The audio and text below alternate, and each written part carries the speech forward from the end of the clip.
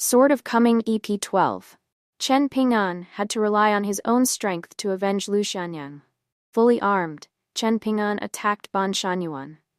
He knew he was no match for him. He planned to give it his all and force Ban Shanyuan to use his cultivation in the town.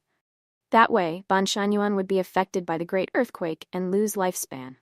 It would be worth it. Chen Ping'an relied on his familiarity with the town to fight a guerrilla war with Ban Shanyuan, leading him into the mountains. However, Ban Shanyuan didn't come to the town alone. His young miss was with him. Worried that this was Chen Ping'an's tactic to lure him away, before entering the mountains, Ban Shanyuan used his cultivation, suddenly jumping up and punching Chen Ping'an. Even though the punch only grazed Chen Ping'an's back, it still made him vomit blood. Fortunately, he escaped into the mountains and joined Ning Yao. Ban Shanyuan returned to find his young miss safe and sound. He then turned around and entered the mountains to chase after Chen Ping'an. Ban Shanyuan quickly found Chen Ping'an and Ning Yao.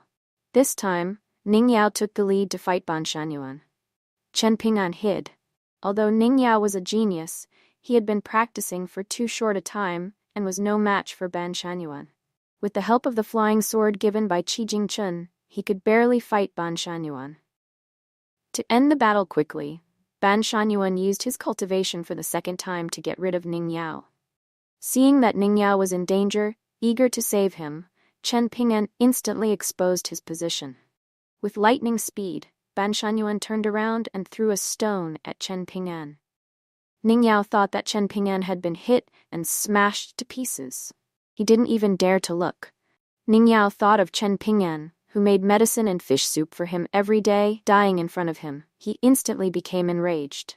Ignoring the suppression of the town, Ning Yao tried to forcibly summon his natal flying sword, attempting to chop Ban Shanyuan and Li Jugrao to pieces.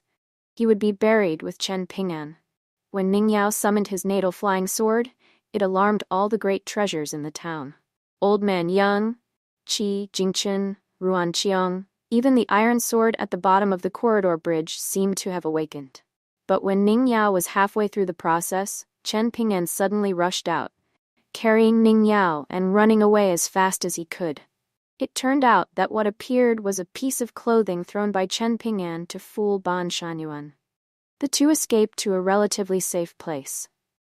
Ning Yao revealed that Ban Shanyuan's attacks had cost him over 80 years of his lifespan, and another attack would cost him at least 100 years.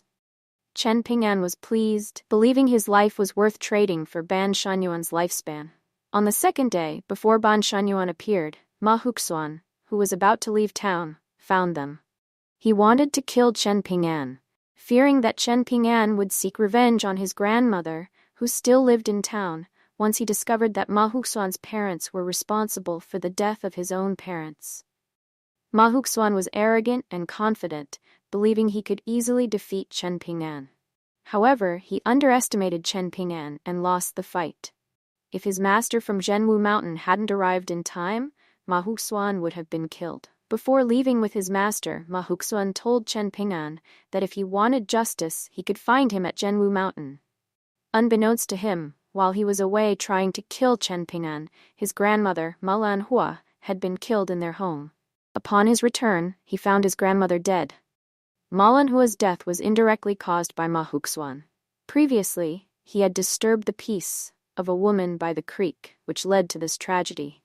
To protect his disciples' cultivation, Ma Huxuan's master, with Qi Jingchun's permission, summoned the god of Zhenwu Mountain to retrieve Granny Ma's soul. Despite searching throughout the town, the god couldn't find her soul. He explained that it wasn't that he didn't want to, but he couldn't. Granny Ma's soul had been taken by a powerful entity in town, one that even the gods feared. Enraged, Ma Huxuan sought out the woman whose peace he had disturbed and confronted her. His master then took him away from the town. Meanwhile, Ban Shanyuan eventually found Chen Ping'an and Ning Yao but was intercepted by Qi Jingchun, who persuaded him to leave town. This brought a temporary end to Chen Ping'an's crisis. Although unhappy, Ban Shanyuan was unaware that pushing Ning Yao any further would provoke the powerful figures from Jianqi Great Wall, who would retaliate by destroying Zhenyang Mountain. During this time, Ning Yao discovered a black stone beneath a statue. the legendary Jianlong platform, sought after by sword cultivators. Chen Ping'an revealed that there was a cliff in the mountains filled with these stones. However, they couldn't extract the Jianlong platform. Qi Jingchen arrived with 2 pieces of good news. Ban Shunyuan was leaving town, and Liu Shanmiao had been rescued. Relieved, Chen Ping'an fainted from exhaustion. Ningyao carried him down the mountain. Qi Jingchen warned Ningyao that Chen Ping'an only had 10 days to live, and urged him to encourage Chen Ping'an to practice martial arts diligently to survive. Wanting to visit Liu Shanmiao, Ningyao instead took Chen Ping'an to the Yang family due to his severe injuries. It's hinted that Chen Ping'an will soon obtain a new treasure, and Ningyao will also gain something valuable.